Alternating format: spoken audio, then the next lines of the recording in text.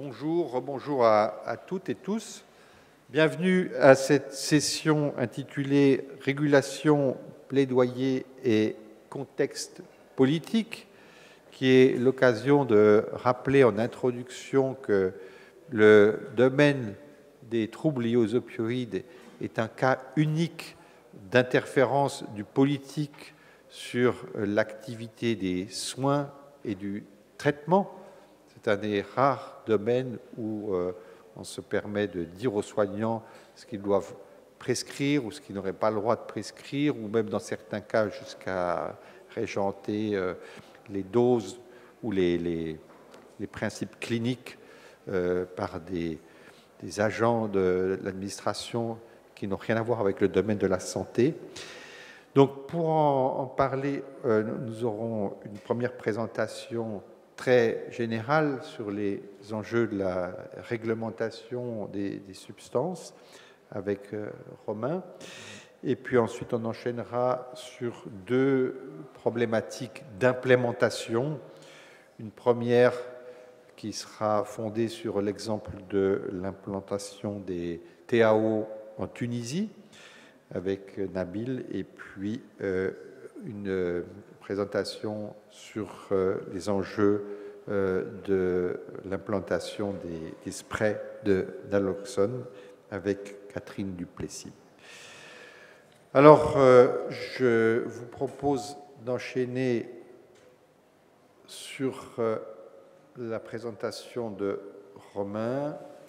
Et je vois pourquoi j'aime bien avoir des feuilles de papier. Je me suis dit, pour une fois, je vais utiliser mon téléphone pour mes notes. Voilà, c'est bon. Donc, j'ai le plaisir d'introduire Romain Bach, qui est co-secrétaire général du groupement roman d'études des addictions, qui est l'association romande des professionnels des addictions en Suisse. Romain a un bachelor en sciences politiques et un master en politique et gestion publique. Il coordonne les activités de l'association en Suisse romande. Le GREA défend une politique des addictions progressiste qui est axée sur la promotion de la santé et la réduction des risques dans un cadre de respect des droits humains.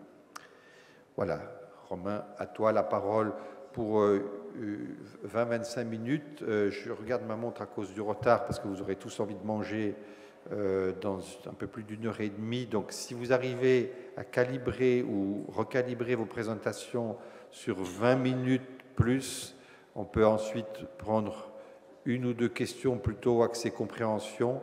Et puis, comme ça, il nous reste encore 10 minutes à la fin pour des échanges avec les trois orateurs.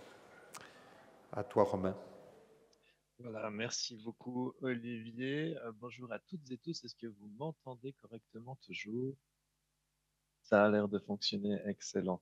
Donc, merci beaucoup pour cette présentation. Effectivement, moi, je vais un peu décentrer le regard et parler d'une problématique qui concerne beaucoup de monde sur le terrain quand on est actif dans le domaine des addictions. C'est la question des stimulants. Et puis, j'aimerais anticiper une des problématiques qui devrait se poser par rapport à ces stimulants, c'est celle de la régulation de ces derniers, c'est-à-dire de présenter une stratégie qui est pour de sortir d'une forme de prohibition sans aller non plus dans un libéralisme qui n'aurait absolument pas de sens avec ce type de substance.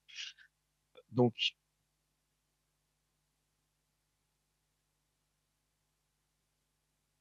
ok, c'est-à-dire que vous m'avez plus... C'est bon toujours, ok, très bien. Je continue. Donc, vous voyez aussi les slides, hein, ça fonctionne de ce côté-là. Ce que je vais vous présenter aujourd'hui, c'est un guide sur la régulation des stimulants qui est une adaptation d'un guide de référence développé en anglais par l'ONG Transform Drug Policy Foundation. C'est un travail de traduction qu'on a fait en collaboration avec plusieurs collègues de fédérations francophones. Donc, on l'a fait avec la Fédération Drogue Addiction, la FEDA à Bruxelles, l'AIDQ au Québec et puis la Fédération Addiction que vous connaissez certainement toutes et tous.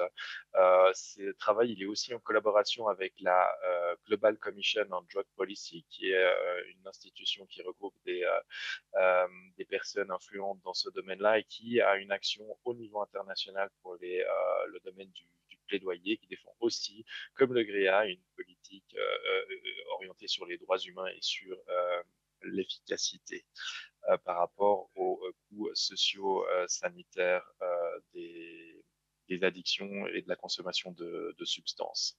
Le guide que je vous présente est d'ores et déjà traduit en français dans une version draft que vous pouvez trouver en ligne ou sur le site aussi de la FEDA bruxelloise pour l'instant. On est en train de la finaliser avec la Global Commission et Transform. Donc, dans quelques semaines, il va y avoir une version finale qui sera disponible à toutes et tous, qui fera l'objet de larges communications. Donc, vous allez être au courant si vous êtes abonné à nos différentes newsletters. Je démarre la présentation par rappeler une chose, c'est que aujourd'hui, l'usage de stimulants traverse l'ensemble de nos sociétés francophones. On a une expansion de leurs usages. Ça se voit très clairement dans les chiffres du rapport mondial sur les drogues. Là, je vous présente une infographie qui a été réalisée par nos collègues de l'IDPC sur les bases de ces chiffres et qui montre que en 10 ans, on a eu 35% de hausse de la culture des feuilles de coca, qu'on a une production record de cocaïne et cette augmentation est en train ça continue, on le ressent de plus en plus dans nos sociétés, notamment dans les sociétés francophones. Il y a aussi une augmentation des nouvelles substances psychoactives. On va vous parler un petit peu. Beaucoup de stimulants de synthèse sont disponibles sur les marchés. Il y a une sorte de course à la prohibition des substances qui se réalisent chaque année, mais cette course n'est clairement pas gagnée d'avance et les nouvelles substances psychoactives viennent souvent s'ajouter à ce qu'on connaît déjà sur le marché sans qu'on ait toujours les outils pour les appréhender. Par rapport à cette réalité, par rapport à l'augmentation aussi des situations d'addiction et de la visibilité de la consommation, il faut commencer à reconnaître que l'alternative à une régulation, c'est pas la disparition du marché, mais c'est un modèle de prohibition avec une régulation de facto par des organisations criminelles. C'est ce que rappelle ce graphique que vous avez certainement déjà vu, qui montre le spectre des modèles de régulation qui peuvent exister par rapport à des substances, montrant que là où il y a les dommages sociaux et sanitaires les plus importants, c'est soit dans un marché complètement prohibitif, où en fait justement on donne la main à ces organisations criminelles, soit dans un marché légal, non régulé. Alors, Suisse, on est très fort pour avoir des marchés très libéraux sur les questions du tabac. Philip Morris est une entreprise suisse aujourd'hui qui a réussi à assouplir le cadre et on se trouve dans vraiment un marché très libéral qui pose des problèmes de santé publique très très importants. Ce que je vais vous proposer aujourd'hui par rapport aux questions des stimulants, c'est vraiment un juste milieu, une régulation responsable qui vise à minimiser les dommages dans la société. Le guide que je présente, qui est donc, je remets une petite seconde le QR code qui est disponible en ligne, fait plus de 300 pages. Hein, donc je vais forcément vous faire des grands résumés. L'idée, c'est vraiment de vous donner l'envie d'aller plus loin et d'explorer ça en détail. Il y a suffisamment d'éléments pour vraiment démarrer une réflexion concrète sur cette question de la régulation. Première chose, un peu expliciter plus clairement ce paradoxe de la prohibition. On est au final dans une situation absurde qui rappelle ce qui avait lieu à l'époque de la prohibition de l'alcool aux États-Unis. On peut avoir des bars qui servaient à l'époque pas seulement aucune boisson sans alcool, pas de bière, mais uniquement des spiritueux, de l'alcool de contrebande de mauvaise qualité, avec des produits de coupe dangereux. Ça a existé pour l'alcool. C'est exactement ce qui se passe aujourd'hui sur le marché des stimulants. On n'a aucune forme de régulation, si ce n'est celle que se donne elle-même le marché illégal. Ben voilà, on va avoir des innovations qui vont chercher à maximiser les revenus, typiquement l'arrivée de crack, de cocaïne vendue directement sur crack avec un potentiel addictif et un potentiel de risque et qui est encore plus important que la cocaïne en poudre. On va avoir des produits de coupe qui vont frelater ce qui est vendu dans la rue. On va pas savoir les taux de pureté. Et puis, ça touche pas uniquement le marché de la cocaïne, mais par exemple, dans le marché illégal de la MDMA, on a une augmentation régulière depuis des années du taux moyen de substances actives dans les pilules sans que les personnes qui les consomment ne sachent de quoi il s'agit. Si je rentre un peu plus en détail sur les dangers créés la prohibition par rapport à la prohibition de la MDMA, qui est une des substances proposées selon un modèle de régulation dans le guide, eh bien, il y a plusieurs risques qui sont clairement créés par le modèle de prohibition. Euh, les décès par hyperthermie qui concernent la MDMA, les surdoses et les réactions toxiques sont largement le produit de la prohibition elle-même. On ne connaît pas les dosages. Il y a des adultérations avec des substances dangereuses. Des fois, ça peut être des catinones de synthèse et pas de la MDMA qui est vendue aux personnes. Il y a une absence totale d'information au moment de l'achat, ni de réduction des risques, ni de prévention, ni justement de contenu du produit. Et il est aujourd'hui malheureusement encore trop difficile de faire du drug checking, de l'analyse de produits.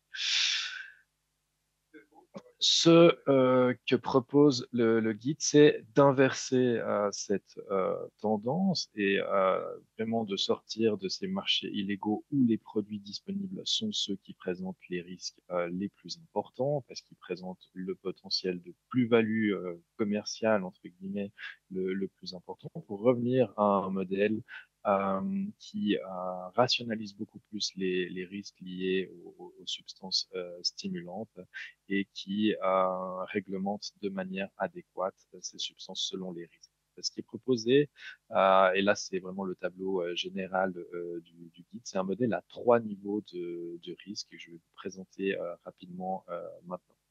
Tout d'abord, il y a les produits stimulants avec un faible risque. Au final, ceux qu'on peut assimiler au café, hein, qui est consommé très régulièrement, pour lesquels on a même un droit, en tout cas en Suisse, à une pause café inscrit dans la loi. Il y a des produits issus des feuilles de coca, par exemple, que vous pouvez trouver sur les marchés complètement libres et commerciaux en Amérique latine, qui ne présentent pas de risque supérieur à la caféine, au café, disons plutôt, tel qu'il est bu chez nous. Et il y a aussi des thés à l'ephedra, qui est une des substances qu'on trouve enfin, qui est une plante qui contient des substances qu'on trouve dans la famille des amphétamines. Ce type de produit pourrait tout à fait être contrôlé avec des standards de produits de consommation relativement classiques, des informations commerciales sur l'emballage, et puis peut-être des contrôles de l'âge, éventuellement des ventes sous licence, peut-être une forme de restriction de commercialisation pour certains produits. Ça peut paraître anecdotique, mais il faut savoir qu'il y a des tests cliniques qui ont été faits, par exemple, pour utiliser la feuille de coca dans des cadres thérapeutiques. Ça représente aussi un débouché pour les producteurs de coca aujourd'hui. C'est un enjeu nord-sud aussi, et donc ça vaut la peine de parler de ces produits à faible risque. Ensuite, le cœur de la régulation est celui où il est plus important d'être précis, et celui où le guide propose un modèle très strict, c'est le niveau 2, les produits de risque moyen. Là, on parle de pilules de MDMA, donc d'ecstasy, de pilules d'amphétamine, de cocaïne sous forme de poudre. Il y a un modèle qui est développé de manière complète avec comme guideline quelque chose de très strict orienté autour du monopole d'État. On peut retrouver notamment par exemple au Québec autour de la vente de cannabis, mais aussi dans les pays du nord de l'Europe, en Scandinavie, par exemple en Norvège ou en Finlande, avec les monopoles d'État pour la vente d'alcool. Il est très important pour des produits qui présentent des risques aussi importants que ceux dont on parle aujourd'hui d'avoir un emballage de type pharmaceutique. Je vais venir un peu plus précisément sur le type de contrôle qu'on peut mettre en place à ce niveau-là. Et puis, d'avoir une forme de rationnement des produits. Les stimulants présentent des risques très importants avec l'augmentation de la dose. La MDMA en particulier euh, peut avoir des risques neurotoxiques très très rapidement si on augmente les doses. Il y a donc vraiment un modèle qui est complètement en dehors du commerce traditionnel qui doit être inventé par rapport à ça. On parle bien ici de régulation pour un usage non médical.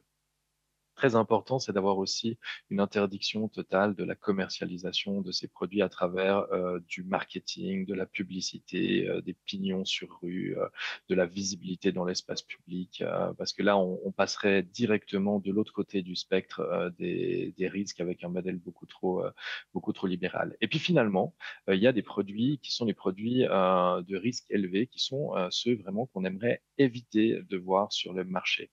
L'idée d'une régulation des stimulants, c'est vraiment d'inverser cette tendance et de faire en sorte que ces produits-là, on ne les trouve plus disponibles, que ce soit plus la solution de facilité, notamment pour les personnes qui sont en situation d'addiction.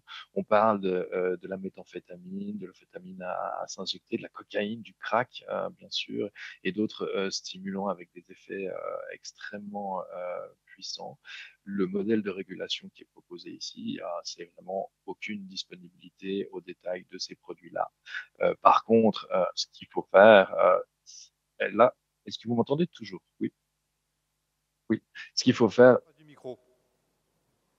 que je sois plus proche du micro? Enfin, donc que tu sois en face, parce qu'apparemment, quand tu tournes la tête légèrement sur la gauche, D'accord, la d'accord, sono se d'accord. dégrade. Alors, c'est un micro qui est censé être très proche de moi, donc je vais quand même essayer de maintenir ça.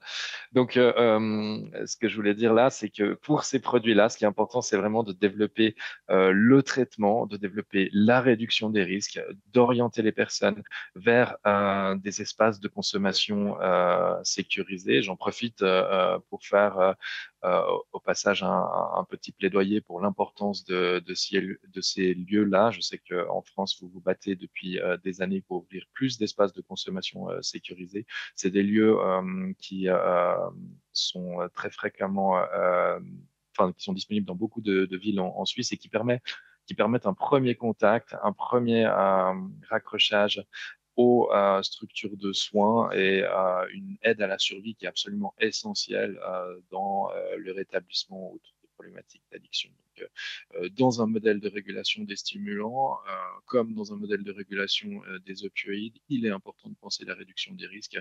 Il est important de penser les personnes qui ont les types de consommation les plus problématiques. Réguler les stimulants, ça ne veut pas dire la porte ouverte à tous les produits les plus risqués. Au contraire, vraiment, il faut aller dans l'autre sens et éviter que on essaye de profiter des plus vulnérables en leur vendant pas cher des produits, enfin pas cher, apparemment pas cher, des produits extrêmement addictifs qui vont les entraîner dans une spirale problématique. Il faut travailler autour aussi du traitement, bien sûr, mais c'est pas le sujet principal de ma présentation. Quelques principes que j'aimerais résumer, que j'ai déjà mentionné, mais qu'il convient de mettre en évidence. Il est important de travailler cette stratégie de substitution, d'encourager activement un report vers les produits les moins risqués à travers un contrôle des prix, à travers une taxation, à travers une disponibilité différenciée. Oui, c'est vraiment cette idée d'inverser le rapport au risque par rapport au marché illégal. Ensuite, il y a des innovations qui peuvent se développer, la création d'autres formes de produits, des formes orales par exemple, des produits qui peuvent être entre la feuille de coca et la cocaïne en poudre, une sorte de snus de coca par exemple. Ça existe en Amérique latine, ça présente certains risques, mais ça présente des risques beaucoup moins élevés que les produits qu'on trouve aujourd'hui. Et puis, une dernière chose qui est importante, c'est ce dont je parlais avant, c'est vraiment, il faut assumer que si la cocaïne en poudre est disponible de quelque forme que ce soit, il existera toujours du crack. Il est très facile de transformer de la cocaïne en poudre en crack, vous le savez, ça présente des risques spécifiques. Mais l'idée, c'est vraiment que dans un marché régulé, la prévalence peut être drastiquement réduite et qu'il faut développer la réduction des risques et le traitement par rapport à ça. Voilà quelques exemples justement de ces produits que vous pouvez trouver en Amérique latine, qui sont des produits intermédiaires ou des produits à faible risque, comme les sachets de thé à la coca, hein, qui sont des stimulants très très très légers, utilisés depuis des millénaires dans certaines populations. Et puis, une autre illustration, là, c'est une présentation, pardon, une exposition qui a été réalisée à Gand, en Belgique, pour montrer justement qu'on peut proposer des modèles complètement différents par rapport à une distribution de produits. Là, c'est pour la distribution de MDMA, d'ecstasy. On montrait un peu deux exemples de commercialisation. Sur la gauche, un produit commercialisé comme un bonbon de manière très, très commerciale va forcément avoir des conséquences négatives en termes de santé publique. Et sur la droite, c'est plutôt sur cet axe qu'on s'oriente, quelque chose de beaucoup plus aseptisé, de beaucoup plus médical, sur lequel justement on aurait un dossier avec un système de rationnement qui permettrait, par exemple, de se procurer une dose par mois, ce qui est proposé dans le guide, avec aucune visibilité de l'extérieur du magasin. C'est ce genre de choses qu'on essaie de déclencher avec la traduction de ce guide, ce genre de réflexion, en essayant de les concrétiser pour montrer que c'est possible d'avancer dans cette direction. Et puis finalement, voilà l'exemple du cannabis au Québec avec la SQDC, la Société québécoise du cannabis. Euh, Bien sûr, il faut aller plus loin dans les dimensions du contrôle. Quand je vous parlais de ce modèle de niveau 2, ces produits de danger moyen, il faut travailler très clairement sur le contrôle des produits. Là, l'idée, c'est de se baser sur les bonnes pratiques de fabrication qui sont assez proches des standards pharmaceutiques, avec des inspections régulières et des sanctions. Il y aurait que certains acteurs qui seraient capables de produire ces produits avec un suivi de l'État. Très important aussi de contrôler les prix, d'avoir une taxation stratégique pour équilibrer l'accessibilité, concurrencer le marché illégal et dissuader les personnes de se diriger vers ce dernier. Et puis, vraiment important d'avoir un modèle de distribution, une disponibilité qui est assurée uniquement par des organismes contrôlés par l'État avec des licences ou directement euh, gérés par l'État avec des restrictions d'âge, le rationnement et puis une limite des lieux de consommation qui seraient autorisés. Finalement, bien sûr, le contrôle du marketing, interdiction totale de la publicité, en tout cas pour les niveaux 2 et 3 que j'ai mentionnés. Par rapport à ce que ça pourrait donner de manière concrète, là, vous voyez un exemple d'un emballage de type médical pour la cocaïne, avec toute une série de mesures qui visent à réduire les risques. Ça va du type d'emballage, des avertissements sanitaires inscrits sur la boîte en carton et de la dose aussi qui est très précisément indiquée. Donc il faudrait imaginer ce type de régulation au niveau de l'emballage. Ça pourrait être aussi bien sûr une indication pour ce qui devrait être fait dans le domaine du tabac. On a beaucoup de risques en Suisse, non, beaucoup de retard pardon, en Suisse par rapport aux normes autour de l'emballage du tabac. On est loin d'avoir quelque chose qui ressemble à ça, malgré la dangerosité avérée de ce. Rappeler quelques principes plutôt d'ordre éthique autour de la régulation. L'idée, c'est vraiment d'avoir une approche pragmatique, pratique, atteindre les objectifs de la régulation en étant acceptable pour les personnes consommatrices. L'idée, c'est vraiment d'aller vers elles et d'apporter aussi petit à petit du contact, de l'insertion, du lien. On sait que c'est très important pour le rétablissement. Il faut qu'il y ait une forme d'adhésion. Il ne faut pas aller au-delà des restrictions excessives par rapport au risque des produits. C'est pour ça que on propose plusieurs niveaux de risque et il faut reconnaître qu'il y a des produits issus de la coca qui présentent pas de risque particulièrement élevé. Et puis, il est très très important de ne pas créer de nouveaux dangers, de ne pas tomber dans un modèle extrêmement commercial. J'en ai déjà parlé, je vais peut-être pas m'étendre vu qu'on a dit qu'on essayait de gagner un peu de temps, mais effectivement, le crack existera toujours. C'est un enjeu de santé publique aujourd'hui très important. Par exemple, en Suisse, on est en train d'adapter les espaces de consommation sécurisés à l'inhalation parce que il y a une recrudescence de ce moyen de consommation par rapport à la disponibilité plus grande et on va dire à l'usage plus important aujourd'hui dans les milieux les plus précarisés de ce produit-là. Il faut adapter les services de réduction des risques. Ça doit faire partie de la régulation. Et il faut bien sûr travailler sur les questions des causes psychosociales de l'usage problématique. À notre avis, euh, certes, il y a une augmentation de la disponibilité de la cocaïne, mais il y a aussi des enjeux sociaux, il y a aussi des enjeux de logement, il y a des enjeux d'aide à la survie qui sont extrêmement importants. C'est ce que nous remontent les professionnels du terrain chez nous. Et puis, je vais passer sur les défis et opportunités spécialistes. Je vous laisserai vous référer par rapport à ça. J'aimerais terminer quand même en soulignant qu'il est important de prendre en compte le contexte actuel. Aujourd'hui, au niveau international, il y a des changements. Ce qui s'est passé, c'est que il y a eu un effritement du consensus de Vienne, qui était vraiment l'unanimité autour de la prohibition à la CND, c'est-à-dire à l'organe de Vienne qui s'exprime sur les conventions de l'ONU. Et c'est en train de s'effriter et c'est en train de donner des premiers votes pour des années. Avant, toutes les décisions ont été prises en consensus. Aujourd'hui, il y a une majorité de pays progressistes qui demandent d'introduire la réduction des risques dans les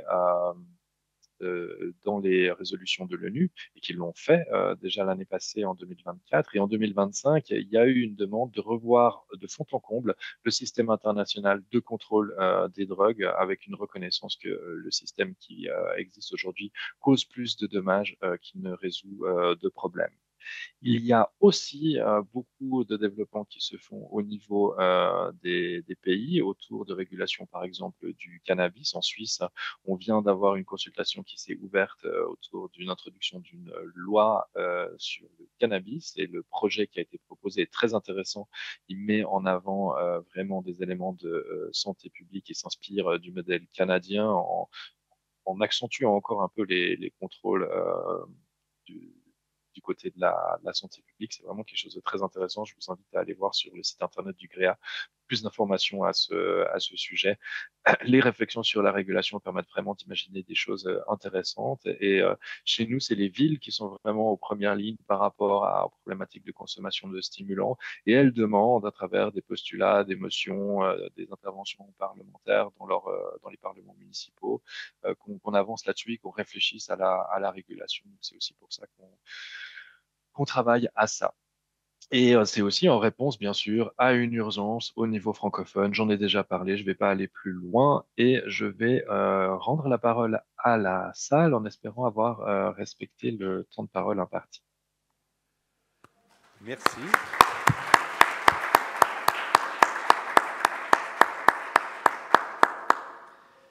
Merci beaucoup, Romain, pour cette présentation très synthétique et très convaincante.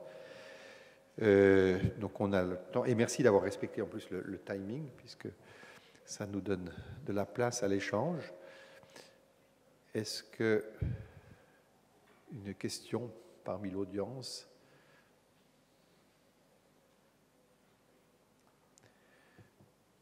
Bon, en attendant que la salle se réchauffe, moi j'ai évidemment ma petite question en réserve. Et comme tu me connais, probablement, tu vas me voir venir. Donc, je ne suis pas du tout à convaincre de l'importance de se diriger dans cette direction. Il y a juste un point qui m'interpelle un petit peu, c'est le pas tout commercial.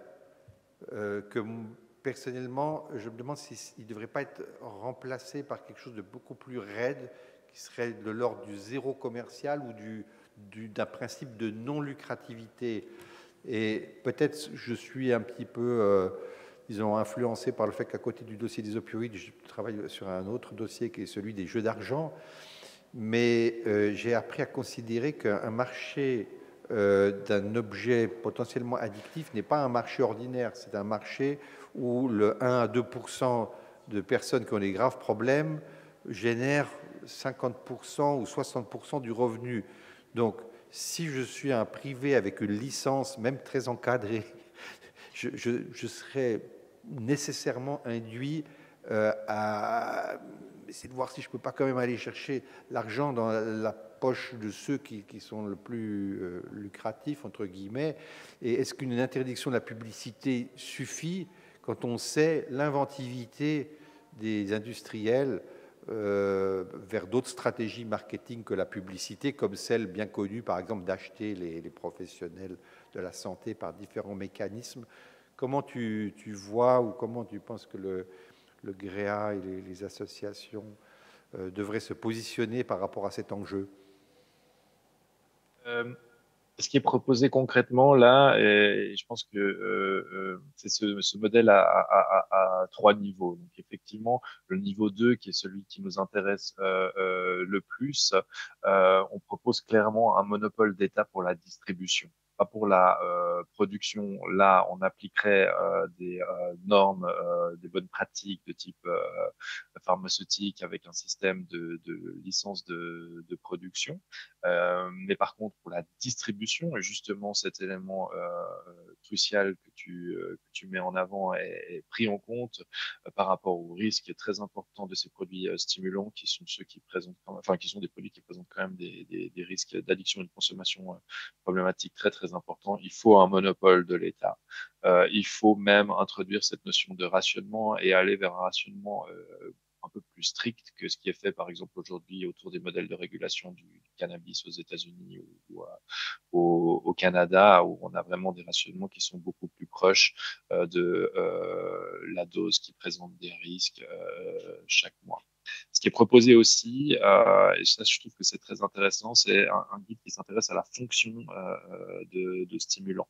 Et donc il y a la régulation de la MDMA qui est proposée, la régulation des amphétamines et la régulation de la cocaïne. Je pense que les personnes qui consomment cherchent surtout à remplir certaines fonctions et il ne faudrait pas forcément commencer par la régulation des produits les plus délicats à réguler, mais peut-être d'abord travailler à la régulation de la MDMA avant d'autres types de substances, toujours avec un modèle très strict, non commercial, directement géré par l'État, à la manière du Québec ou des pays scandinaves qui ont adopté ça pour l'alcool. Je ne sais pas si je réponds à ta question, Olivier.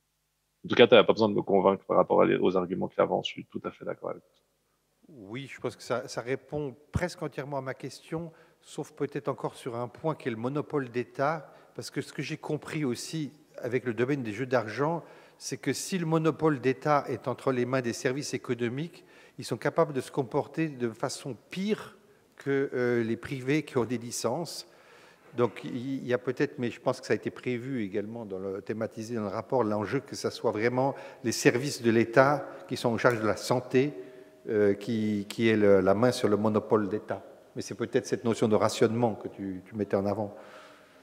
Oui, c'est ça. Il y a des conditions assez strictes qui sont prévues. Alors après, c'est un guide qui fait 300 pages, qui propose beaucoup de détails, mais il y a un travail à faire pour adapter au contexte politique. Ça va prendre bien sûr plusieurs années avant que ça avance concrètement. Il y a des petites choses à adapter, mais clairement, on voit avec l'industrie du jeu d'argent, par exemple, que quand c'est par exemple, l'industrie qui organise les loteries nationales, qui peut aussi distribuer l'argent qu'elle génère à des œuvres sociales, ça crée des conflits d'intérêts, ça crée des problèmes importants dans la perception de ce type d'opérateur par la société, par le politique. Et il faut vraiment apprendre de ces erreurs et rentrer dans quelque chose de beaucoup plus strict. Je vois qu'il y a des mains qui se lèvent. Alors, il y avait Dominique, mais avant Dominique, il y a une personne qui est au fond de la salle, monsieur. Est-ce que ça marche? Oui. Merci beaucoup pour ces interventions. Par rapport à ce que vous disiez sur l'idée d'une régulation ou en tout cas du zéro commercial, qui est évidemment une idée très séduisante avec la question des monopoles d'État dont on voit au Canada que c'est évidemment efficace, je voulais introduire une toute petite complexité parce qu'on est un petit peu à front renversé avec le tabac par exemple. C'est-à-dire qu'on a un monopole d'État pour la distribution, c'est les bureaux de tabac, alors même si c'est discutable de parler de monopole d'État pour la distribution dans le cadre du tabac, et a été mis en place un circuit commercial, la VAP, qui a permis d'offrir une vraie réduction des risques tabac. La difficulté aujourd'hui, c'est que ce circuit commercial est attaqué, à juste titre à certains égards, à mauvais escient à d'autres égards. Il y a des questions avec le lien dans l'industrie du tabac et un défaut de régulation de l'État pour arriver à assurer, à maintenir une indépendance de la VAP par rapport à l'industrie du tabac.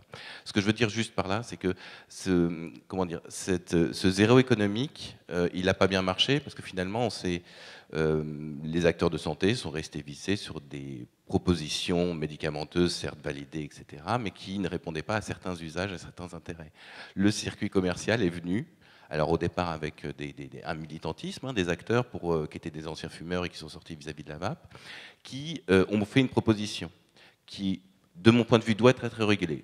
Juste pour faire court et comment dire, saisir cet exemple-là, le circuit commercial n'est pas mauvais par essence et parfois il y a quelque chose qui vient s'imposer. Et j'irai même plus loin, c'est que on aura beau essayer de tout border dans tous les sens avec une régulation aussi efficace soit-elle, et c'est souhaitable, il y aura toujours à un moment donné des agents commerciaux qui viendront faire une utilisation plus ou moins vertueuse de ce qui est proposé. En tout cas, je pense que, évidemment, ces propositions sont intéressantes, mais ne soyons pas dupes ni naïfs sur le fait que le zéro commercial est durable et qu'il y a aussi des effets leviers qui sont efficaces. Si la VAP a fonctionné, si la réduction des tabagismes n'est pas exclusivement due à la VAP en France, mais elle y a contribué, je le crois volontiers. On a peu de données pour le dire, mais clairement, elle y a contribué.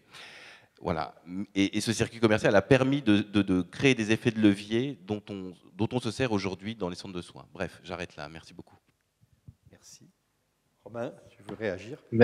Merci ouais, beaucoup pour cette question et puis cette comparaison avec la régulation du tabac. En Suisse, on a, donc là, je vais reprendre le graphique en sourire d'ici, on a un vrai problème avec la question de la régulation du tabac. Je connais un peu moins la situation en France, mais effectivement, il est aujourd'hui presque plus facile de se procurer les produits qui présentent le plus de risques en lien avec le tabac, qui sont en fait les produits qui sont conçus par les chaînes industrielles de production des grosses entreprises qui ont pour le coup vraiment pignon sur rue à Genève, à Lausanne et dans d'autres villes de notre pays qui ont la capacité de vendre des cigarettes ou du tabac chauffé avec parfois même des arrangements législatifs qui sont très très problématiques et la VAP est arrivée à présenter certains intérêts, mais la régulation n'a pas suivi. Il y a eu des attaques sur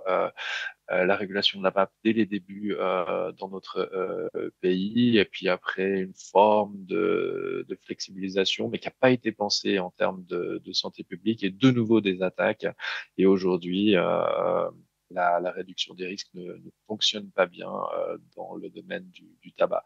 Je pense que la question du modèle de 3 niveaux, avec ce niveau 1, avec les produits de risque faible, on peut faire le lien avec les produits moins risqués qui contiennent de la nicotine, comme la vape, comme certains sachets de nicotine. Il y a des enjeux importants, contrôle de l'âge, peut-être qu'il faut faire de la vente sous licence, mais en fait, le fait d'avoir des modèles commerciaux pour ces produits à moindre risque, ça peut être intéressant aussi en termes de réduction des risques, de la même manière pour le tabac, de la même manière pour les stimulants. Et puis pour ces produits-là, certainement qu'une utilisation, qu'un régime de contrôle plus commercial peut tout à fait être adapté. Je remontre ces produits, je crois qu'ils viennent principalement de Bolivie aujourd'hui, qui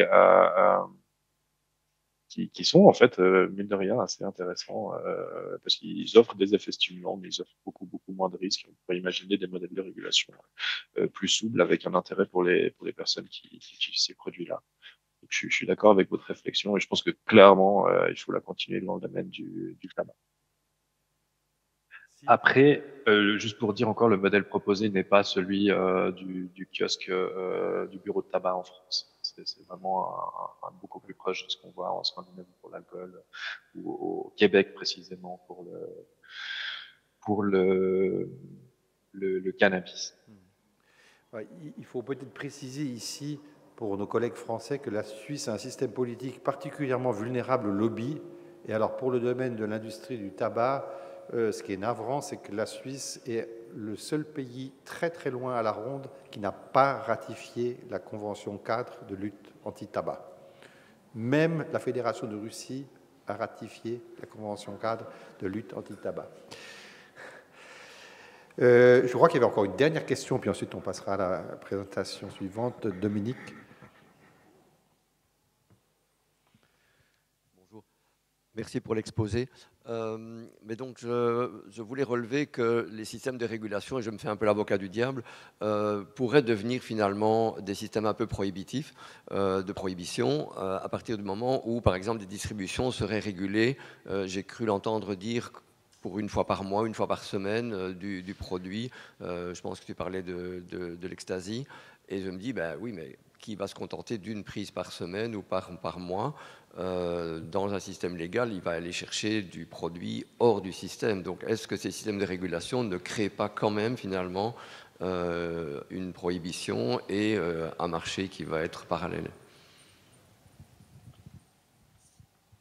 Merci beaucoup pour cette question. Je pense que c'est une question tout à fait pertinente. La proposition, c'est vraiment d'aborder les choses avec une vision assez orientée sur la santé publique et la réduction des risques, avec cette proposition de rationnement qui vise à communiquer ces messages en même temps. On espère que ça peut avoir un effet vertueux, mais c'est très très important de suivre ce qui se passe sur le marché illégal quand on travaille aux questions de régulation, et justement de voir si ça répond aux attentes des consommateurs. On ne peut pas s'attendre à sécher complètement un marché illégal. On l'a vu au Canada, ça fonctionne bien. Le marché devient de petit à petit, va sur le marché régulé. Le marché illégal diminue petit à petit, enfin de manière quand même assez sensible. En quelques années, on voit des diminutions très très importantes, mais il faut adapter, il faut réfléchir à ces questions-là. Et effectivement, hein, ça c'est une base de réflexion. Cet élément du rationnement est proposé aussi en un sens de compromis politique pour pouvoir avancer là-dessus. Mais bien sûr, je suis tout à fait d'accord. Hein, c'est la même chose que pour le crack. Si on donne de la cocaïne en poudre, on ne peut pas éliminer complètement ce produit. Si on met en place des rationnements, on ne peut pas éliminer des consommations problématiques et puis une forme de revente. Donc, il faut continuer cette réflexion et puis garder bien en tête cet enjeu-là. Je suis d'accord avec vous. Ok, merci beaucoup Romain. Donc on va rester sur ce dernier propos et pendant vos applaudissements, je crois que notre collègue de la technique va m'aider à lancer la présentation suivante.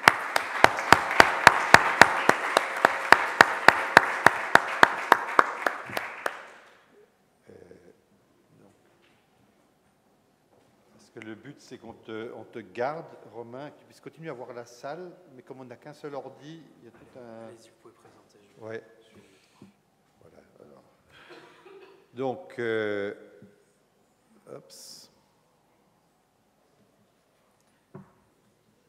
voilà, alors, donc maintenant, j'ai le plaisir de passer la parole à notre collègue de Tunisie, le professeur Nabil Ben Salah.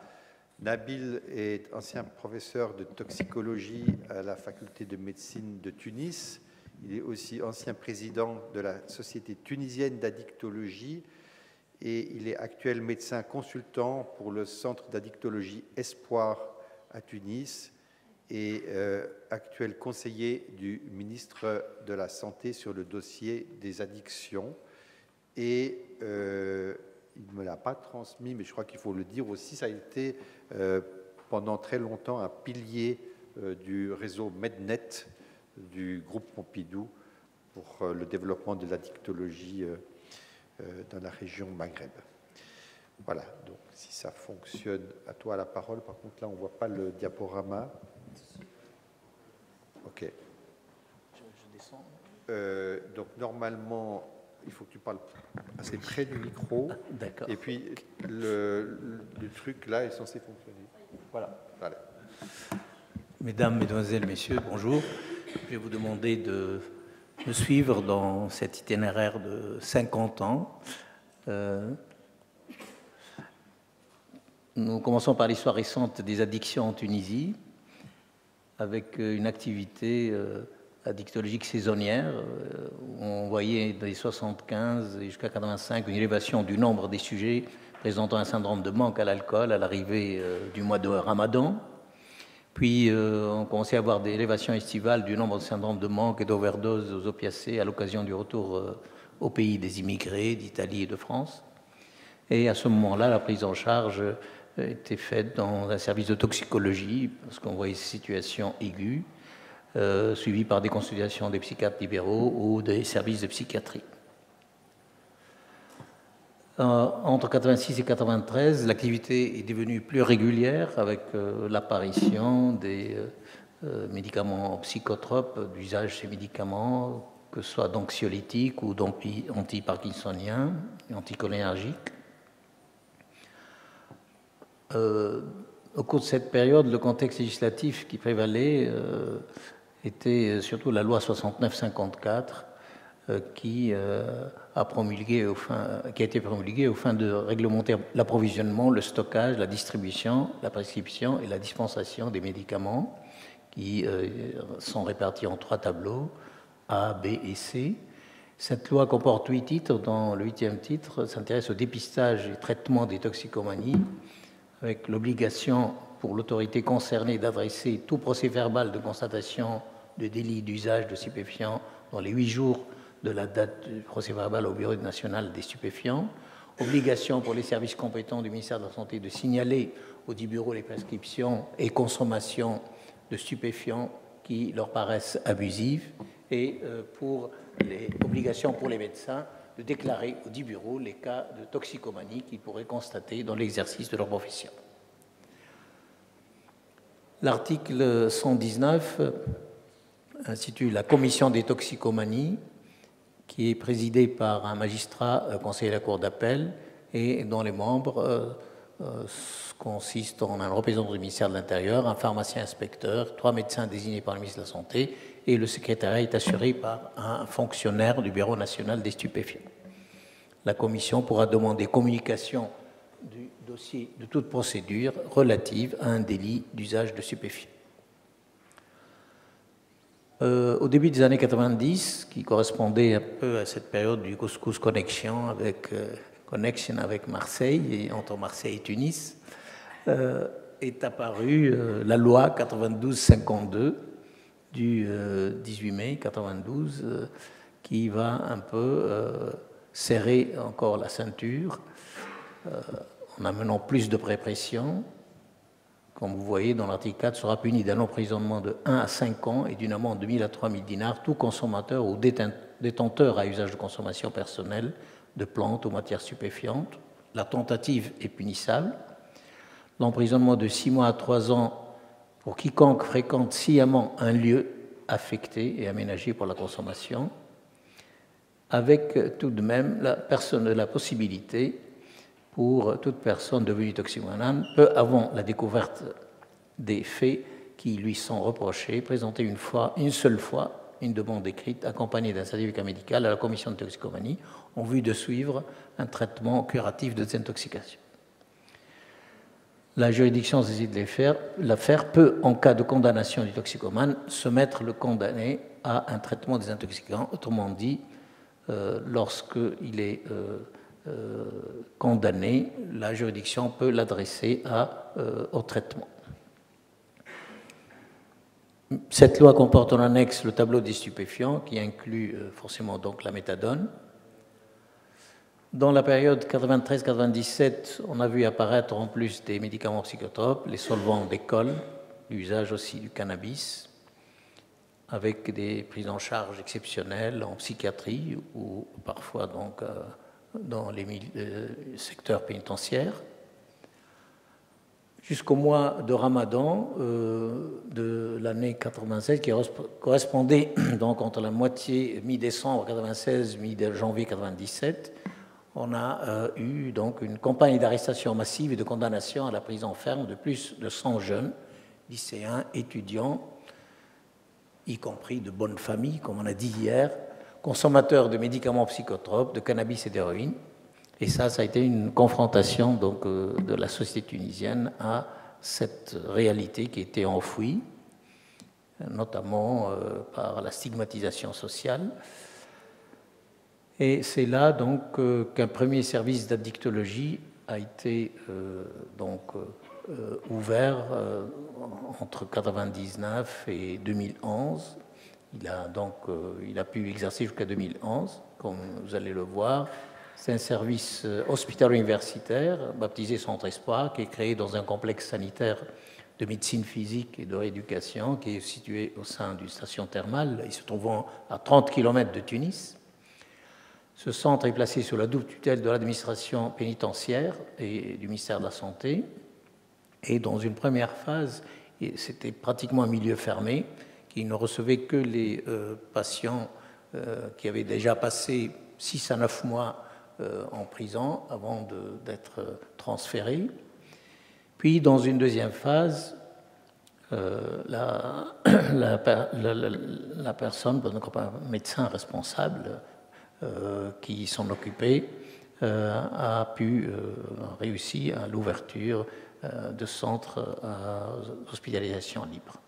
Mais lors de la révolution des Jasmins, sous la pression des syndicats, il a été fermé parce qu'ils ont jugé qu'il n'était pas un centre rentable dans la mesure où l'administration pénitentiaire ne payait pas le centre. À partir de 2011, donc on a remarqué une baisse des possibilités de soins, évidemment avec la fermeture du centre, et paradoxalement une impression de multiplication de la population de consommateurs pris en charge par les seuls intervenants associatifs ou bien la consultation d'addictologie du centre de toxicologie et les quelques psychiatres libéraux qui acceptaient de le faire parce que les autres avaient peur. Il faut attendre donc 17-18 mai 212 pour donc que le ministère de la Santé organise une grande réunion soutenue par le groupe Pompidou du Conseil de l'Europe pour essayer de tracer une stratégie nationale de prévention des toxicomanies avec 4 ateliers traitant de l'épidémiologie, de la prévention médico-sociale, de la prise en charge médicale et de la législation.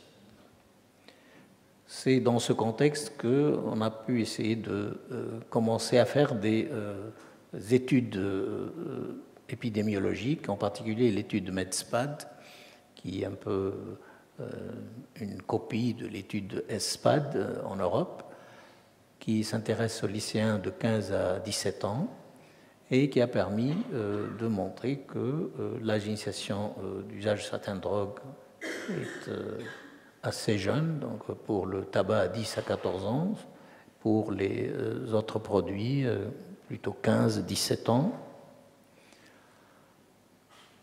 On a également vu que la prévalence de la consommation de l'alcool était assez quand même élevée chez ces jeunes. Le cannabis également. Les autres drogues, en particulier les psychotropes, étaient plus consommées par les filles que par les garçons. Et sur un plan géographique, on a vu que les régions les plus concernées sont les régions du nord-est et du sud-est, mais toutes les régions étaient en fait concernées. Là, on a remarqué que la prévalence de l'usage des drogues était plus importante lorsque le niveau du bien-être mental était bas. L'influence de l'entourage et de la famille est également importante dans ces consommations. Et pour encore essayer d'avancer des chiffres, pour essayer d'intéresser les responsables, on a essayé d'avoir une transposition, si vous voulez, des chiffres de cette enquête qui a été faite par un groupe de médecins anglais sur 100 publications et pour montrer que ça pouvait correspondre à ses estimations en Tunisie. Entre 2013 et 2015, il y a eu beaucoup donc, de sensibilisation des autorités à ce problème par la société civile, via le plaidoyer au cours de différentes réunions autour du thème de la toxicomanie, création d'une société savante d'addictologie, qui est justement la Société tunisienne d'addictologie, qui a poussé au lancement d'un CEC d'addictologie dans 3 facultés de médecine du pays, celles de Tunis, Sfax et Monastir. Et là, nous remercions nos collègues européens et maghrébins et du Liban également, qui nous ont soutenus pour assurer ces formations. Formation également d'une commission multidisciplinaire réunissant différents ministères et associations de la société civile visant à proposer un projet de réforme de la loi 92-52, élargissant les champs des soins et introduisant le recours au traitement agoniste opioïde. Ce projet de loi a été adopté par le Conseil des ministres et transmis à l'Assemblée des représentants du peuple pour approbation le 31 décembre 2015.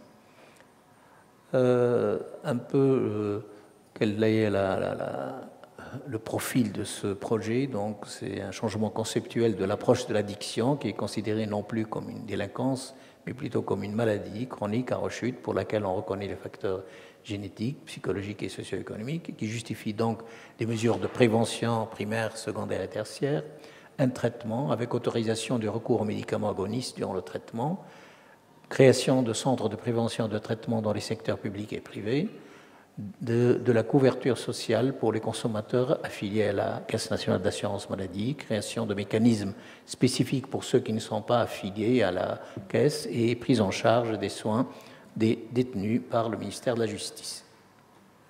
Suppression ou allègement des peines pour le simple consommateur de stupéfiants et priorisation du traitement, soit sur sa demande, soit à la demande de la justice, à toutes les étapes de la procédure judiciaire.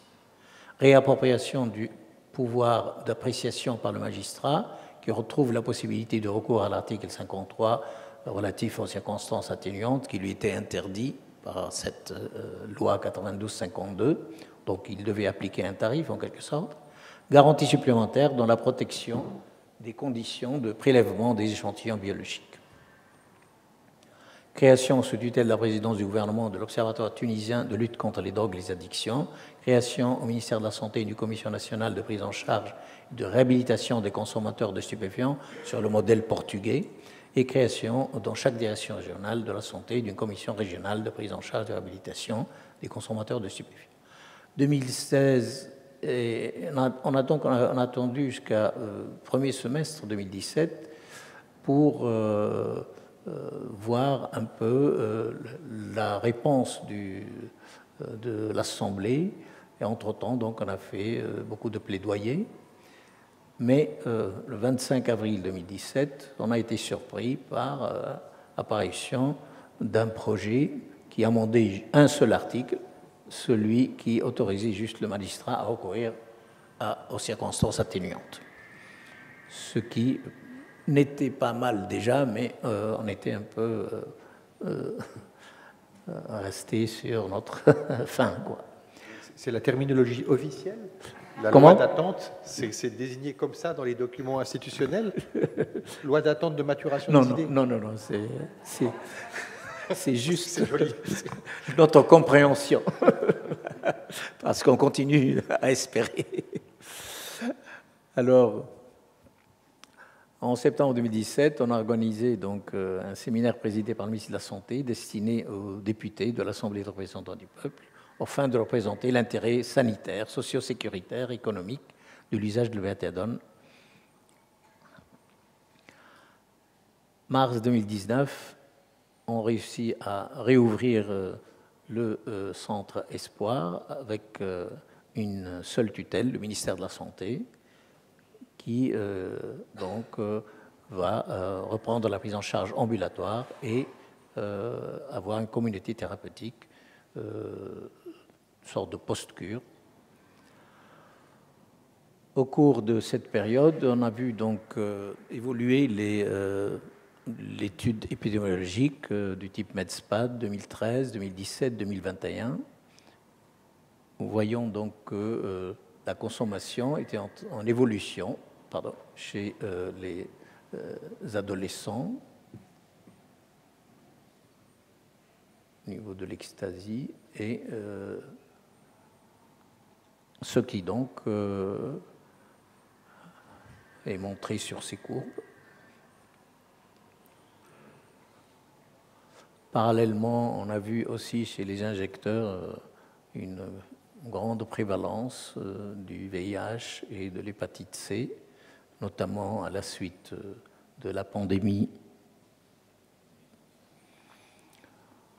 Et ceci a corroboré donc à instaurer une stratégie nationale de prévention, de réduction de risques et de prise en charge des troubles de l'usage des substances psychoactives dans la communauté et en milieu carcéral pour les débutants en 2021.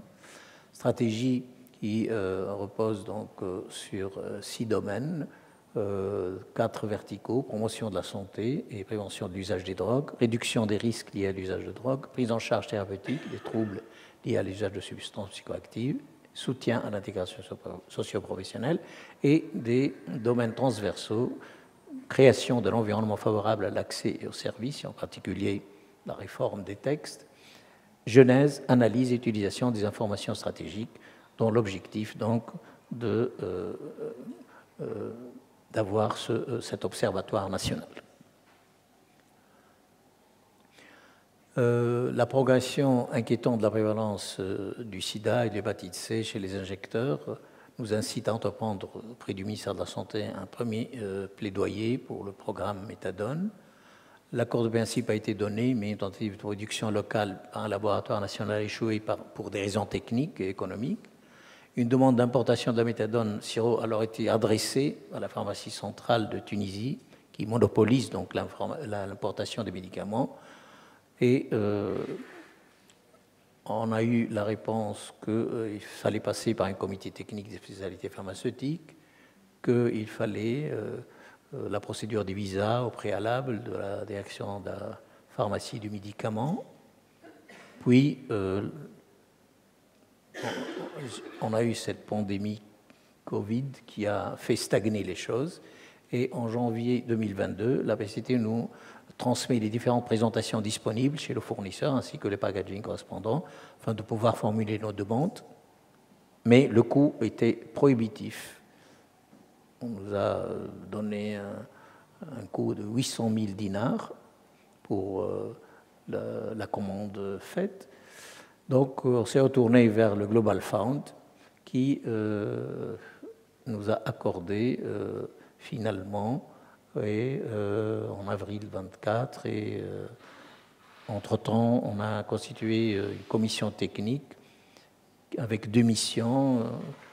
L'une pour rédiger un projet de règlement de l'usage de la méthadone dans les structures publiques de la santé, l'autre pour la rédaction d'un guide de la méthadone indiquant les principes de sélection des malades et rappelant les règles pharmacologiques de sa prescription, de sa dispensation, parce que les médecins et les pharmaciens avaient très peur de cette utilisation de la méthadone, vu qu'il n'y avait pas d'expérience. C'est alors que de nouveaux obstacles vont surgir. C'est l'exigence de lancer le programme méthadone uniquement dans le centre Espoir, qui est à 30 km du Tunis, ce qui ne facilite pas donc l'administration quotidienne de la méthadone. Pour cela, une demande de recrutement d'un pharmacien est formulée, une demande de prévision d'un centre de relais d'administration journalière de la méthadone à Tunis pour réduire les contraintes de déplacement.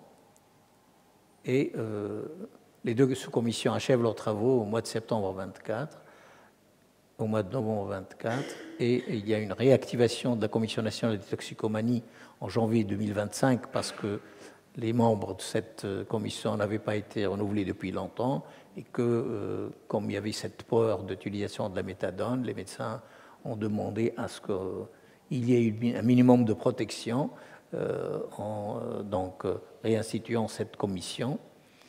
Et finalement, on a fait un appel à candidature aux pharmaciens.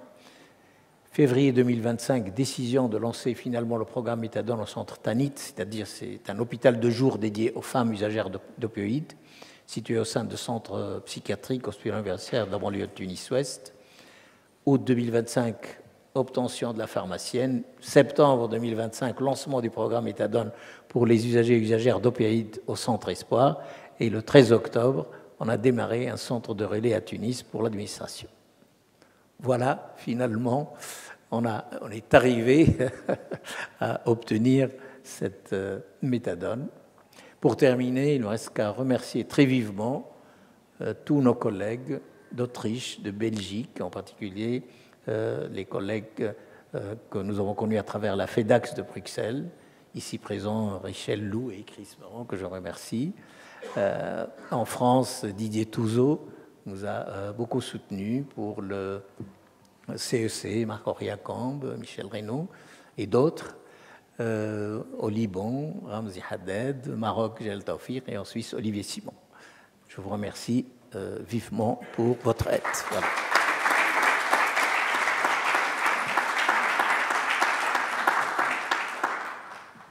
Merci beaucoup, Nabil, et merci de terminer sur cette excellente nouvelle du 13 octobre qui montre, c'est impressionnant quand même, la santé publique sur le terrain.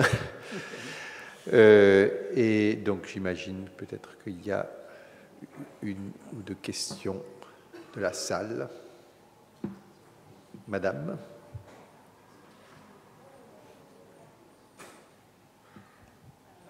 Bonjour et merci beaucoup pour votre intervention. Moi, ma question, c'était visiblement les traitements méthadone ont été accessibles grâce au financement du Fonds mondial. Et donc, je m'inquiétais, ou en tout cas, je me demandais quelles étaient les suites possibles de pérennisation au vu des politiques trumpistes actuelles. Et je pense à la méthadone, mais je pense aussi, comme vous avez évoqué, l'augmentation des cas de dépistage positif de VIH également. Dans quelle mesure vous êtes impacté vis-à-vis de ça? Tout d'abord, pour la méthadone, effectivement, vous avez raison de poser cette question parce que ça a été aussi notre inquiétude. Mais pour le moment, le Global Fund est disposé à nous assurer au minimum 3 ans. Mais parallèlement, il y a des laboratoires tunisiens qui ont demandé à produire de la méthadone. Et le ministère est tout à fait d'accord pour les soutenir pour cela. Et donc, on va avoir une production locale, j'espère, qui va finir par répondre à notre demande. Alors, pour le deuxième point, le VIH, oui. Actuellement, nous essayons de donner un service le plus complet possible. Le dépistage du VIH, de l'hépatite C. Nous avons des centres de référence. Quand il est positif, ils sont pris en charge et la prise en charge est gratuite. Par contre, la prise en charge des usagers, c'est au niveau de la consultation, au niveau de l'hospitalisation dans la communauté thérapeutique, sont pour le moment payants. Et nous essayons donc de traiter avec la caisse pour que elles les prennent en charge. On a déjà réussi à le faire pour la communauté féminine dans le centre Tanit, et nous avons aussi présenté un projet de loi pour la réforme de la loi 92 qui comporte donc le fait de considérer cela comme une maladie qui puisse être reconnue par la Caisse nationale d'assurance maladie et prise en charge. Voilà. Merci. Une autre question. Oui, bonjour, merci pour votre intervention. Je suis un peu étonné que l'élément financier pour la méthadone ait été un frein, visiblement, puisque c'est quand même une molécule. Enfin, je pense au système espagnol de la pharmacie centrale. Hein, dans l'Espagne, chaque communauté autonome a une pharmacie centrale. Elle élabore la poudre de méthadone qui est ensuite distribuée dans les différents, ce qui correspond au XAPA en France et les CAD ou les CAS suivant la région, où là il y a un pharmacien qui fait de cette poudre les dosages et sous forme liquide. Et justement, sans passer par un laboratoire, je veux dire privé, à but lucratif, si vous voulez, tout le circuit est fait, et ce qui fait qu'en fait on obtient 98% des traitements de substitution en Espagne sont basés sur la méthadone, du fait justement du coût très bas.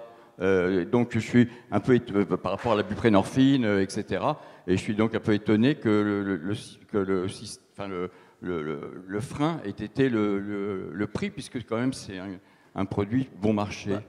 moi-même, je suis le premier étonné. Nous avons essayé dans une première phase, comme je l'ai dit, de la faire fabriquer par un laboratoire national qui dépendait de la pharmacie centrale, mais ils n'ont pas trouvé ça rentable et ils ont tiqué sur cette rentabilité et ils se sont cachés derrière un problème technique, je crois, mais le fait est que cette réponse, on l'a eue et on a été obligé d'aller plus loin. Donc, quand elle a fait la première commande, je crois qu'ils sont passés par la pharmacie des hôpitaux de Paris, qui avait une forme spéciale, mais qui coûtait cher pour nous. Voilà, c'est ça le problème.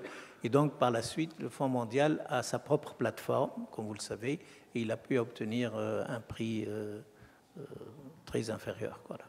Je pense qu'il y avait des raisons morales, enfin morales ou idéologiques plutôt. Certainement. Parce que la logique financière, oui, franchement, elle ne tient pas trop la route. Oui, je pense. Dans le cas de la méthadone, en tout cas. Je pense aussi. Merci. Une dernière question. Oui. C'est finalement pas une question, c'est une réaction. J'ai eu la chance avec mes collègues de participer pendant des années aux échanges avec nos amis tunisiens et je tenais vraiment à vous tirer mon chapeau, Nabil. Autant d'années de plaidoyer, d'acharnement. Enfin, il a passé très rapidement quelques slides. Je pense qu'on a tout autant appris de vous qu'on a pu échanger quand on est venu par là. Et je trouve que c'est vraiment un bel exemple de combat, de combativité, avec beaucoup de diplomatie et d'acharnement. Donc vraiment bravo et merci. Merci beaucoup. Merci.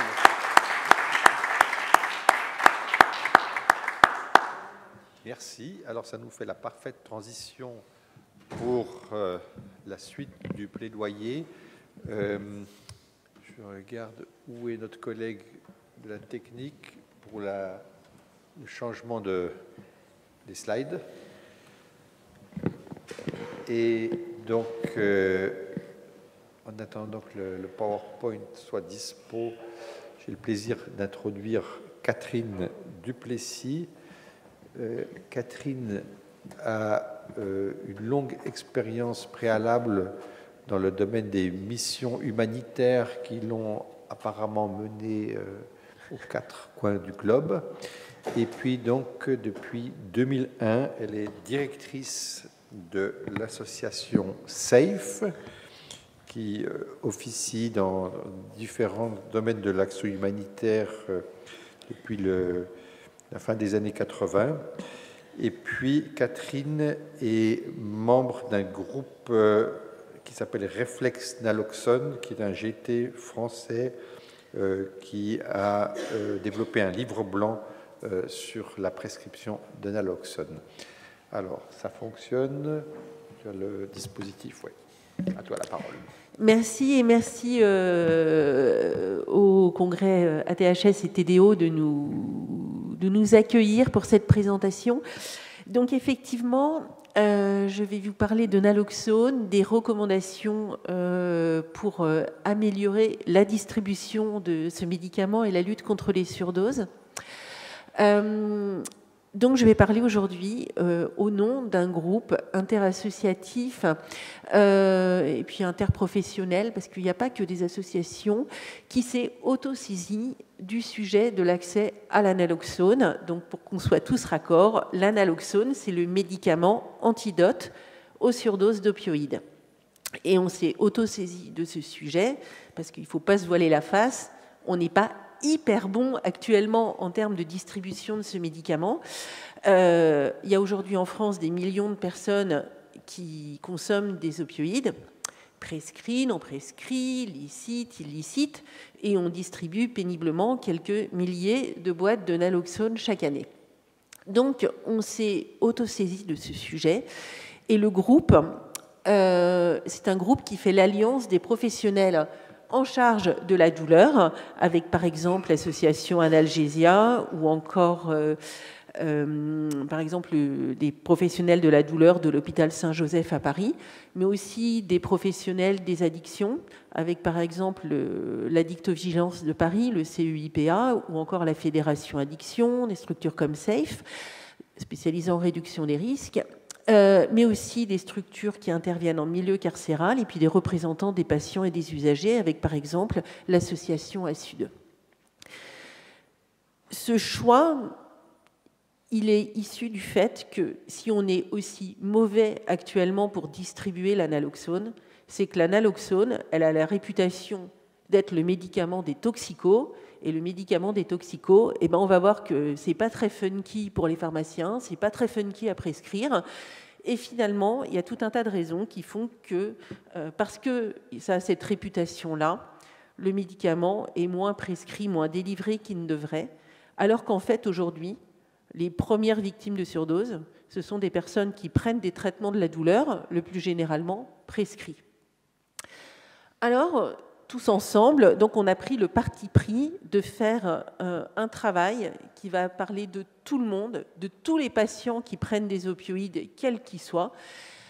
Et pour faire ce travail, on a commencé d'abord par faire des enquêtes pour comprendre les freins et leviers de la distribution de l'analoxone. Ces enquêtes, elles ont été faites en direction des professionnels de l'addictologie et de la réduction des risques, d'une part, avec plus de 260 répondants, mais aussi auprès de médecins et de pharmaciens qui, là, ne sont pas spécialisés dans le champ de l'addicto.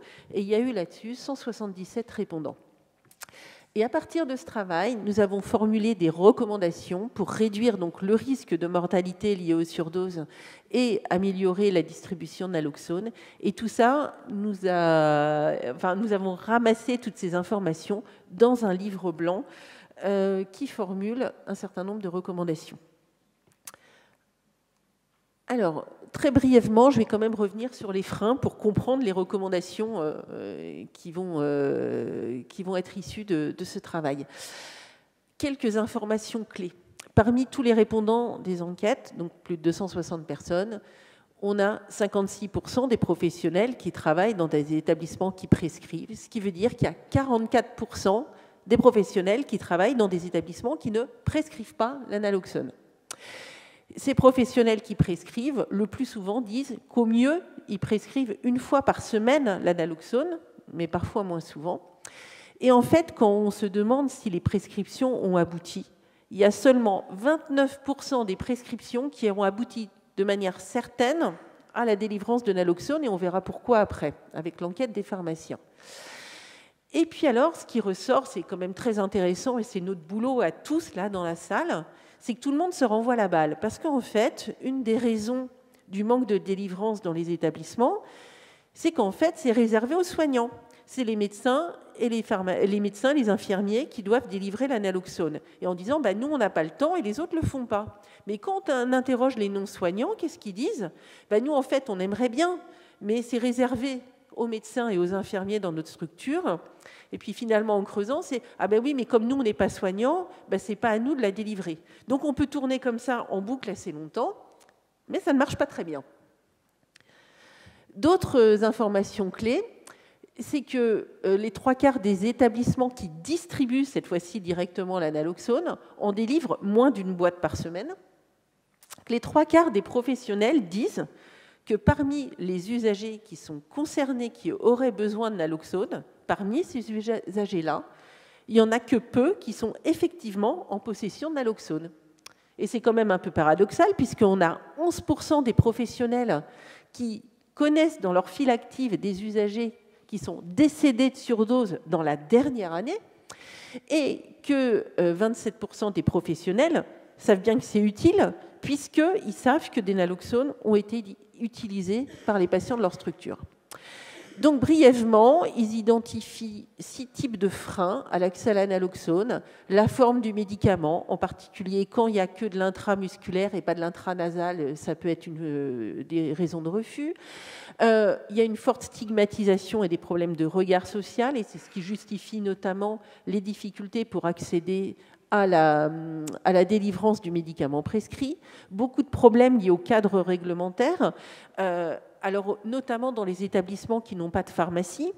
Comment on fait pour acheter l'analoxone, comment on fait pour la stocker, qui en est responsable, est-ce qu'il faut conventionner, avec qui on peut conventionner. Bref, la partie réglementaire n'est pas simple.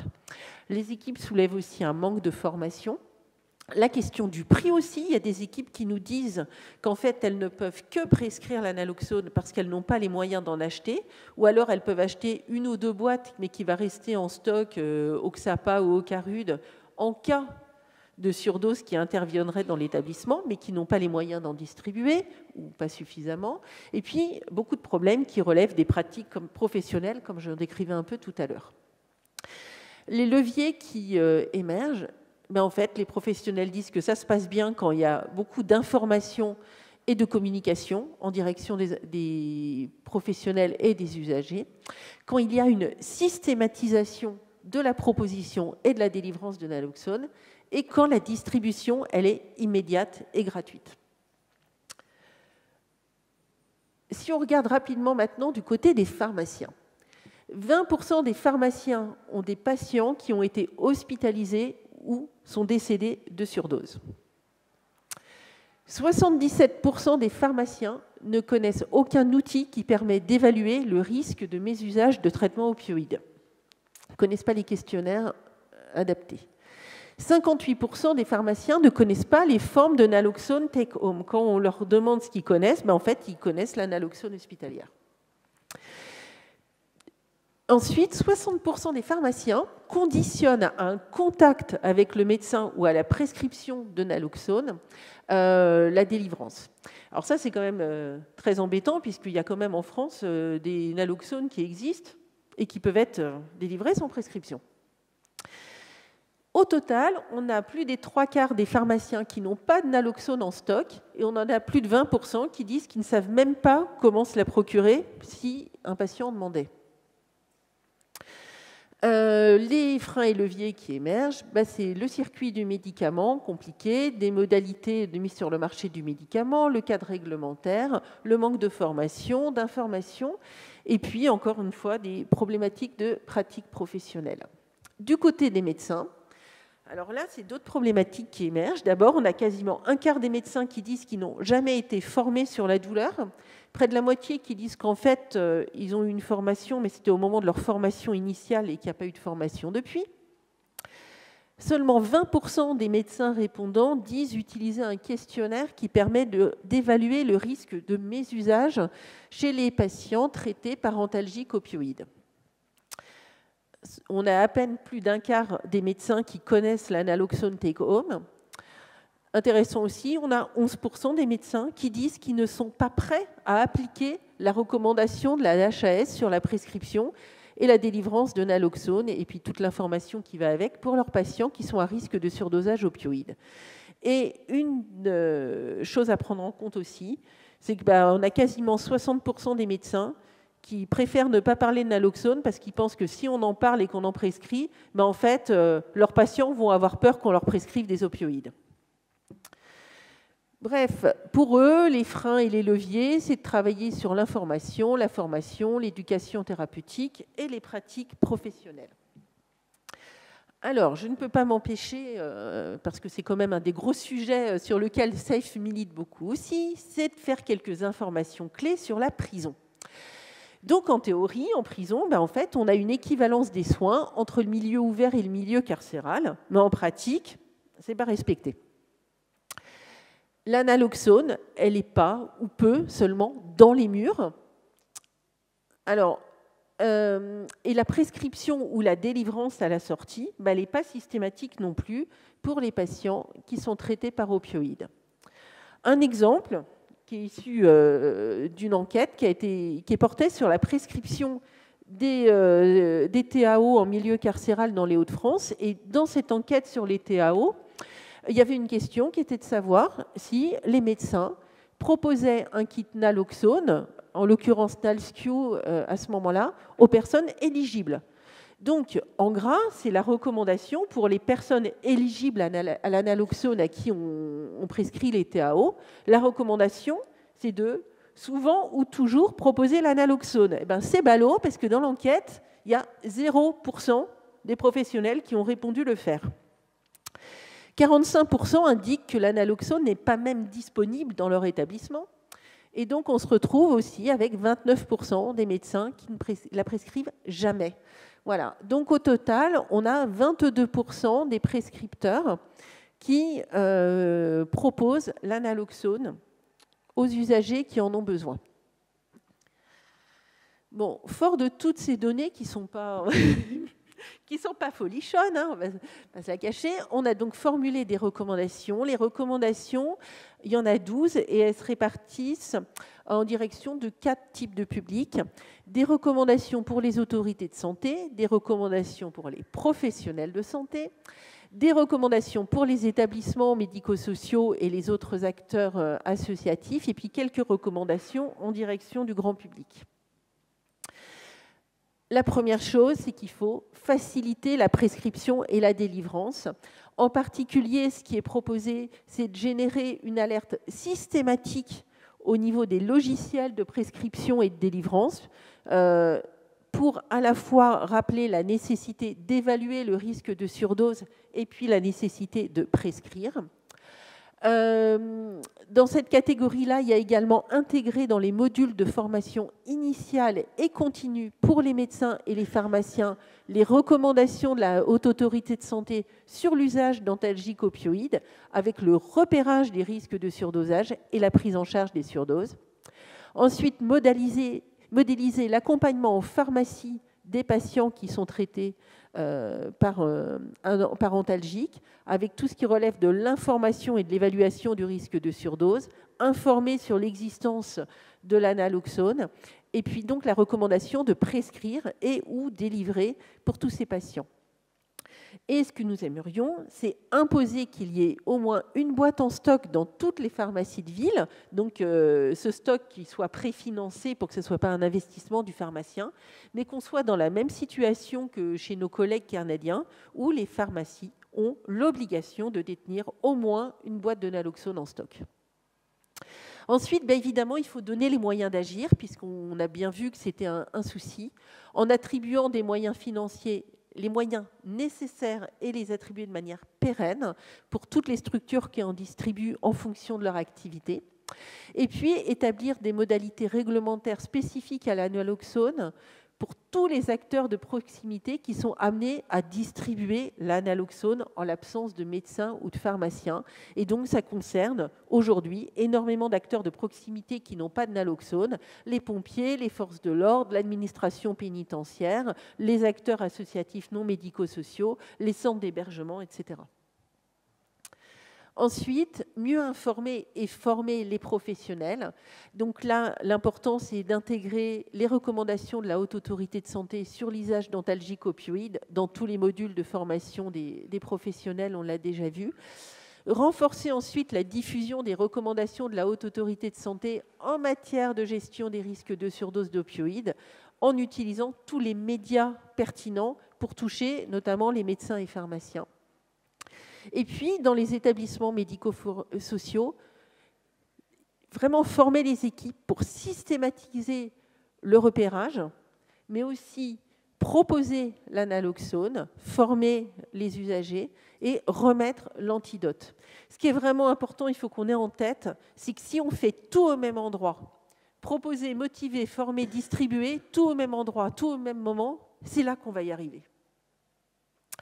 Ensuite, communiquer de manière large des messages qui puissent être appropriés par tout le monde, en mentionnant le risque de surdose, la conduite à tenir, l'existence d'un antidote, notamment sur les notices et les boîtes de médicaments opioïdes, et en assurant une information en direction du grand public.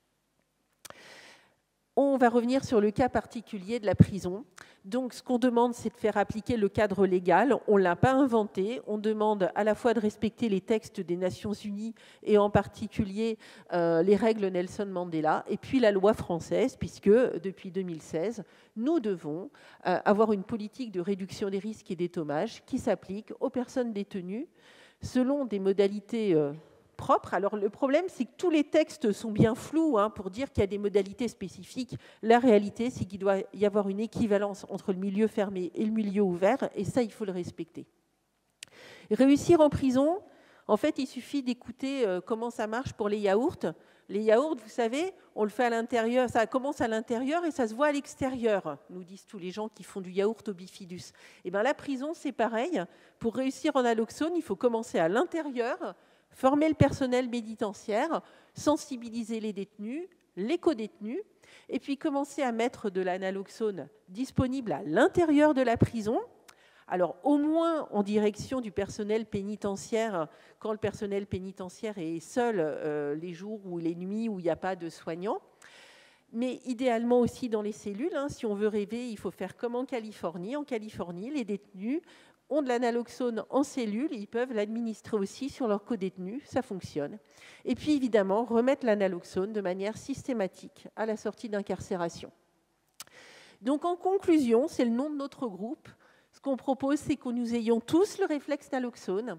Il y a des recommandations explicites en matière de surdose d'opioïdes, et pourtant, on a un nombre de décès et d'hospitalisations qui n'arrête pas d'augmenter. Donc, c'est à nous de former les équipes, de former les usagers. Pour ça, il y a un site où vous trouverez énormément de ressources qui s'appelle naloxone.fr. On vous invite à systématiser le repérage des consommations et la proposition avec remise immédiate de la naloxone. Ce n'est pas que les usagers de drogue qui vous disent qu'ils consomment des opioïdes. Parce qu'en fait, il y a aussi ceux qui ont des traitements opioïdes et ils ne le considèrent pas comme drogue parce que ça leur est prescrit par le médecin. Et puis il y a ceux qui n'en consomment pas mais qui ont des partenaires de consommation, consommateurs d'opioïdes. Donc il faut toucher tout le monde. Et si on a des personnes concernées qui refusent la naloxone, c'est que notre message à nous n'a pas été bon. Donc il faut qu'on réinvente nos messages, qu'on réajuste nos messages. Mais si les personnes concernées ne prennent pas la naloxone, c'est de notre faute à nous. Et puis, rappelons encore que ce n'est pas que les gens qui consomment des drogues, et en particulier, on doit s'assurer, notamment dans l'Hexapan, que tous les patients qui ont une prescription de TAO, ils aient accès à de la naloxone. Voilà, et je vous mets ici en lien le site internet, le QR code aussi, où vous trouverez le livre blanc de la naloxone. Tous ces outils sont à votre disposition. Je vous remercie.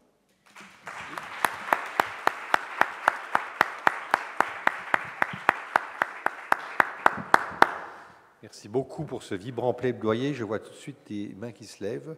Madame.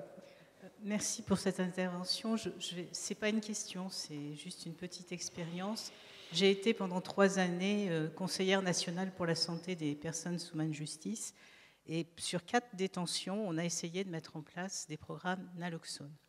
Il faut savoir que l'administration pénitentiaire s'y est opposée. Ce ne sont pas les surveillants, ce ne sont pas les syndicats. On avait rencontré les syndicats, on avait tout mis en place. C'était sur un certain nombre de détentions, dont Villeneuve-les-Maglones, Angers, Béziers. Et en fait, ça n'a absolument pas abouti parce qu'il y a une opposition formelle de l'administration pénitentiaire et non pas des soignants. Parce qu'en fait, dans les unités sanitaires pénitentiaires, vraiment, les soignants essaient d'y penser. D'ailleurs, on ne sait pas quand un détenu va être libéré, ce qui fait qu'on a du mal à lui donner sa naloxone pour la sortie. Et là, les surveillants et l'ensemble des syndicats étaient d'accord pour qu'on utilise du nuxoïde et ils étaient d'accord pour la formation. Et c'est l'administration pénitentiaire centrale qui s'y est opposée. Donc, ce n'est pas si simple que ça. Non, on est bien, complètement d'accord, et c'est vraiment un travail sur lequel on est mobilisé. On en a beaucoup parlé, notamment avec Fadi, et voilà, je pense que ça fait vraiment partie d'un plaidoyer à étendre sur la prison, et voilà. Mais on sera bien mobilisé collectivement pour avancer sur ce dossier.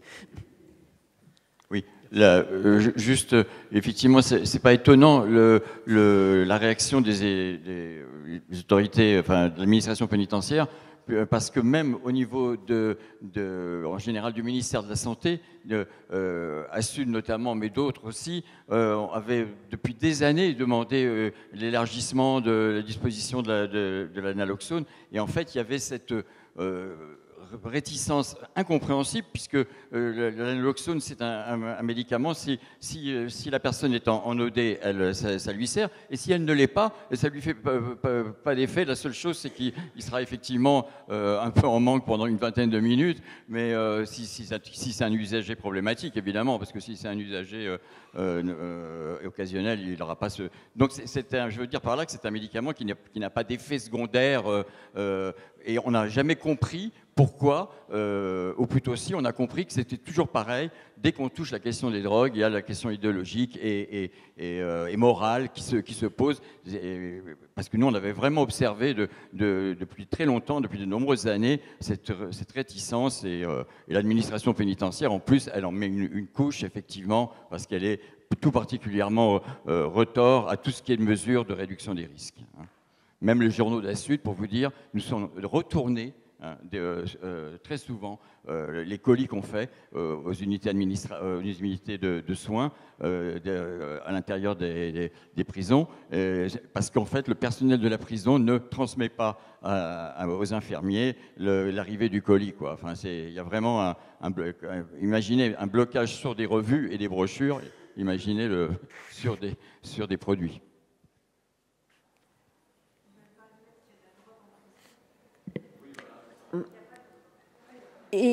Mais c'est pour ça c'est vraiment pour cette raison qu'on essaye de changer le regard sur la naloxone et de dire que la naloxone, c'est pas le médicament des drogués.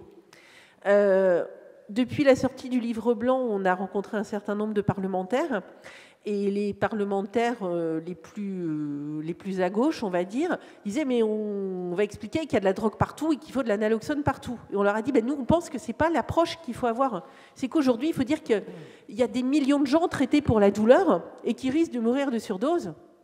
Et quel parlementaire, quel que soit son bord, n'a pas dans sa famille des gens qui ont des vrais problèmes de douleur? Et donc on s'est dit qu'on voulait tenter autre chose, c'est de renverser le paradigme et que la naloxone ne soit plus le traitement des drogués, mais le traitement des gens qui ont mal.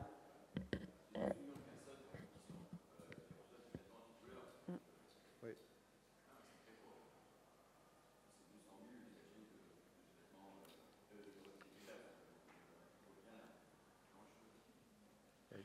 Une dernière question de notre collègue Didier Touzeau, et je crois qu'après il faudra clore. C'est pas vraiment une question, c'est juste dire que le flacon de Nixoïde, ça coûte 23 €, c'est ça? Le Prénoxate, 23 € et les formes intranasales autour de 30 €. 30 €, voilà. Faut savoir. Alors, le prix d'une vie, je sais pas. Oui, je complète pour dire qu'en Suisse, ils viennent de le commercialiser. Alors traduit en euros, ça ferait 67 €.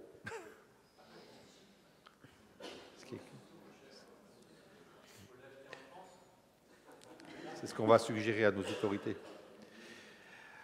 En tout cas, je crois qu'on va rester sur cette idée de l'inversion du paradigme que je trouve très intéressante, effectivement, pour essayer aussi d'avancer avec ce dossier qui traîne en Suisse.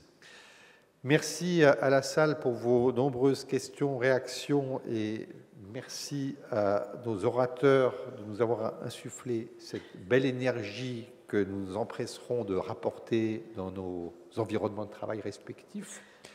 Et puis, bon appétit. Merci.